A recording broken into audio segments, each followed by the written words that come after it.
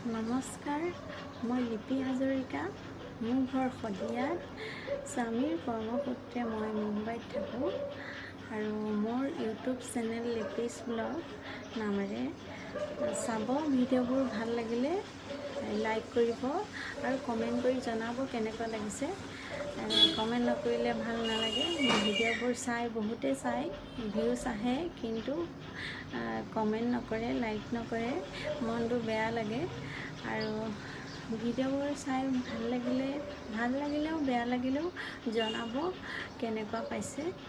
আৰু মই বিশেষকৈ শ্বৰ্টছ ভিডিঅ'ই বনাওঁ। নৰসিংহ পাত কেইখিলামান ধুই ল'লোঁ। বেচন, নিমখ, হালধি, মিক্স মছলা অলপ, পানী মিহলাই এইদৰে পেষ্ট বনাই তাতে নৰসিংহ পাতখিনি ডুবাই গৰম তেলত ফ্ৰাই কৰি পৰিৱেশন কৰিলোঁ। খুব ভাল লাগে।